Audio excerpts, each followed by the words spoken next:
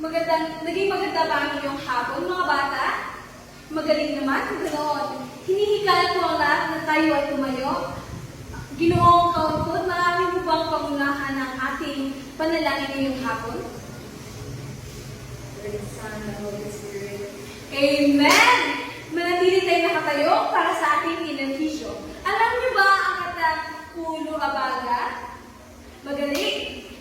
Ang gagawin niyo lang ay kakanta na kayo at susundin niyo ang aming galaw. Ulo abaga, hawak dapi-dapi, tuhod tiil, tuhod tiil. Sabay-sabay. Ulo abaga, hawak dapi-dapi, tuhod tiil, tuhod tiil. Tang-tang abaga, hawak dapi-dapi, tuhod tiil, tuhod tiil. Tang-tang-tang-tang, hawak dapi-dapi, tuhod tiil, tuhod tiil. Tang-tang-tang-tang, tang-tang dapi-dapi, tuhod tiil, tuhod tiil. Magaling! Ngayon, bago kayo magsiupuan, ay pag-iayos muna ang mga hanay na inyong upuan at pag-iulog na rin ang mga basura kung makikita nyo. Ayos na bang lahat? Okay, sige, maaari na kayo umupo. Pinipili ko rin, maaari ko bang sabihin kung sino ang lumiban sa araw na ito? Magaling, pinagdadala kong marinig na walang lumiban sa araw na ito. Dahil dyan, bigyan natin ng pagreklamo ng iyong mga sarili. 1, 2, 3, 1, 2, 3, itodo na to! Sabay-sabay. 1, 2, 3, 1, 2, 3, itodo na to! Okay, ngayon, upang maging maayos ang ating klase, ay may inihanda kami alituntunin na dapat ninyong sundin. Una ay umupo na maayos. Pangalawa, tahimik kapag may nagsasalita sa harap. At pangatlo naman ay makinig na mabuti. At ang pang-apat ay itaas ang kamay kapag may itatanong o di kaya'y may isasagot. Nagkakaintindihan ba tayo? Okay, maraming salamat. Bago tayo simula sa ating bagong paksa, ay sino-sino sa inyo ang makakapaghayag kung ano po ang hinalakay natin sa nakaraang araw? Binibining Gargoles? Mahusay! Ito ay tungkol sa pandiwa.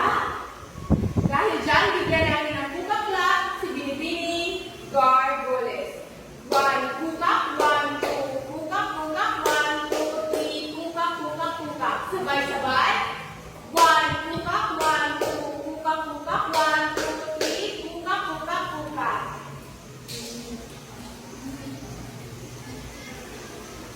Ngayon, bago tayo magsimula, meron muna akong ipapakita sa inyo.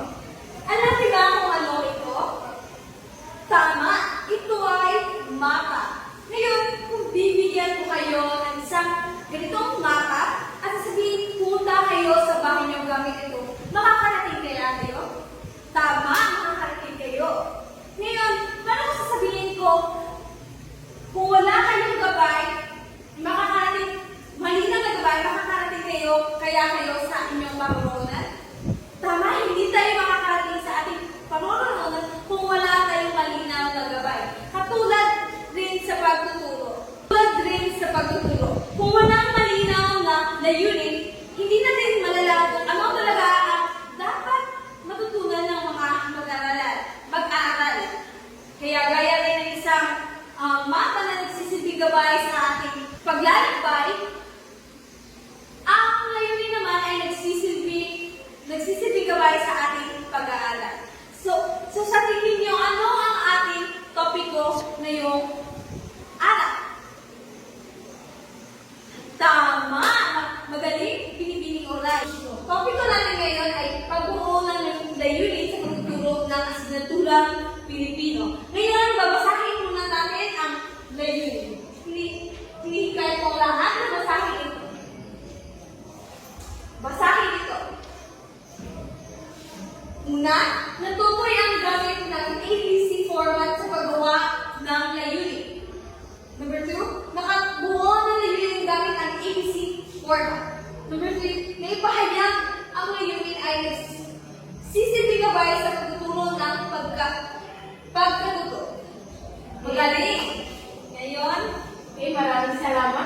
ni Tolero.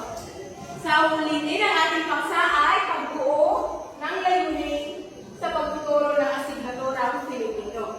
Mga mag-aaral, bago magsimula ang isang guro sa kanyang pagtuturo, isa sa pinakamahalagang bahagi ng paghanda ay ang pagbuo ng layunin pagtuturo. Ang layunin, ito ay nagsisilbing gabay at direksyon sa ating aralin. At kung walang malinaw na layunin ay hindi natin matamo o hindi matamo ng mag-aaral ang inaasahan pagkatapos ng klase. Okay, sige. Tutungo naman tayo sa ano nga ba ang layunin pagtuturo. Makibasa ng sabay-sabay. Maraming salamat. Kung sa salitang layunin pagtuturo ay ito ay tumutukoy sa malinaw na pahayag na kung saan kung ano ang dapat matutunan at magagawa ng mga mag-aaral. At maipakita rin ng isang guro ay dapat alam din ng guro kung ano ang ituturo at alam din ng estudyante o mga mag-aaral kung ano ang inaasahan pagkatapos ng klase. Sunod ay upang maging mabisa ang isang layunin, dapat itong tiyak at malinaw. Ibig sabihin, hindi malabo ang sinasabi ng layunin. Dapat alam ng guro at ng mag-aaral kung ano ang dapat inaasahan. Pangalawa ay akma sa antas ng mga mag-aaral. Ito ay kailangan tugma ng mag-aaral, ay kailangan tugma ng nakayahan at pangunawa ng mag-aaral. Hindi masyadong mahirap at hindi rin masyadong madali. Pangatlo ay nasusukat ang inaasahan ng pagkatuto. Dapat ipakita o nasusukat na kung ano ba talaga ang natutunan ng mag-aaral. Ngayon, isa sa pinakamabisang paraan upang makabuo ng layunin ay ang paggamit ng ABCD format. Ano nga ba ang mga ibig sabihin nito? Una ay audience. Ito ay tumutukoy kung para kanino. Halimbawa, para sa mga mag-aaral. Pangalawa ay ang behavior. Ito ay inaasahang gawain. Anong kasanayan o kaalaman ang ipinapakita ng mga mag-aaral. Pangatlo ay condition. Ito ay kung paano o saang sitwasyon ang natutunan ng mag-aaral. Katulad naman ng pagsagot ng gawain at iba pa. Panghuli ay degree. Ito ay antas o gaano karami o kahusay ang pinapakita ng mga mag-aaral. Kapag ginagamit natin ang ABCD format, ay nagiging tiyak, akma at nasusukat ang ating mga layunin. Kasunod ay ang bukod dito o bukod sa ABCD format, ang mga layunin ay maaaring purihin sa tatlong domain. Una ay kognitibo. Ito ay tumutukoy sa kaalaman at pag-iisip.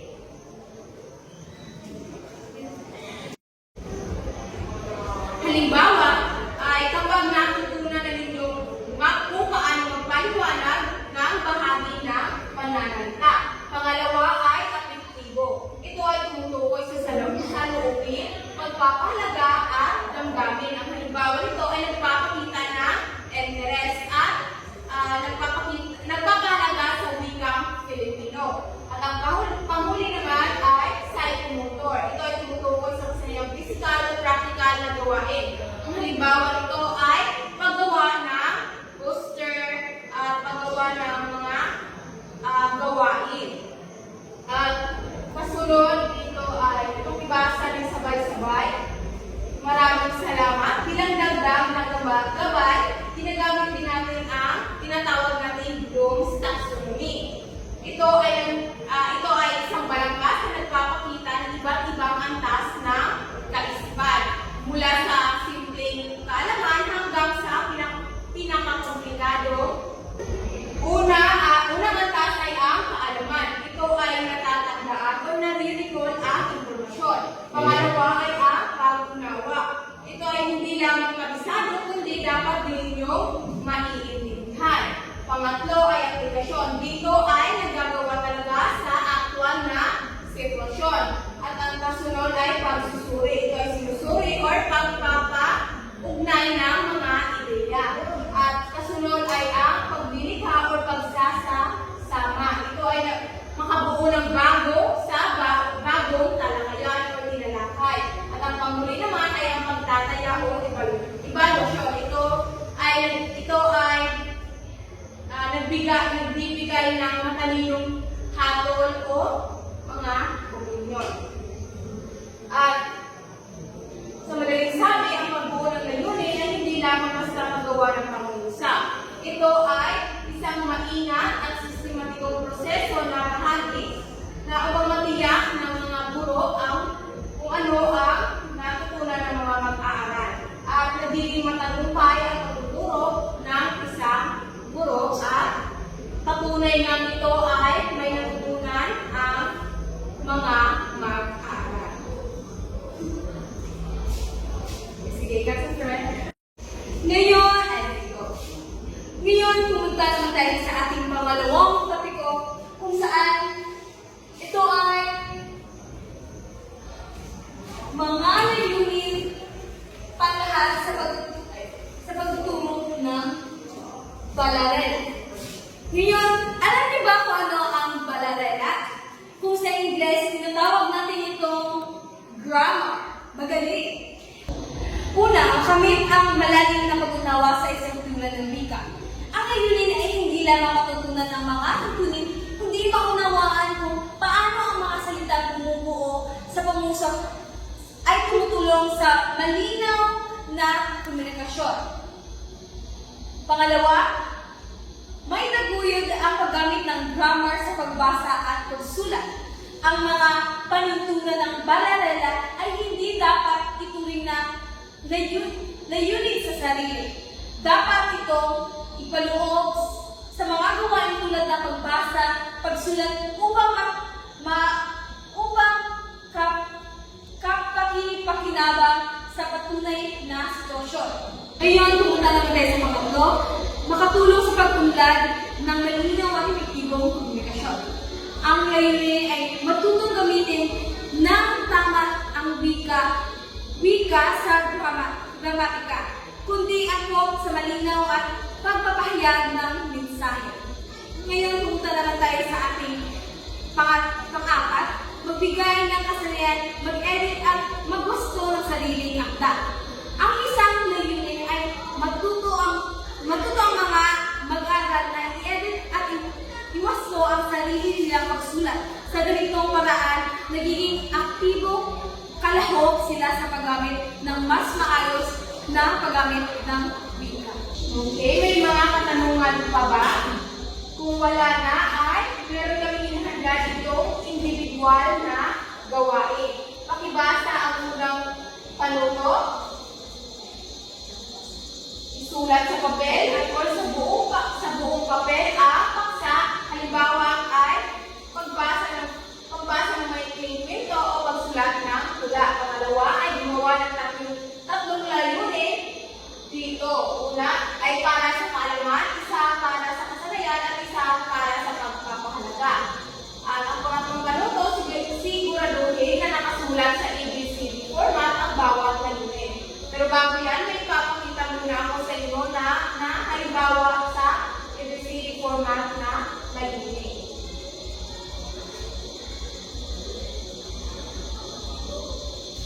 Pakibasa ng sabay-sabay. Okay, kasunod.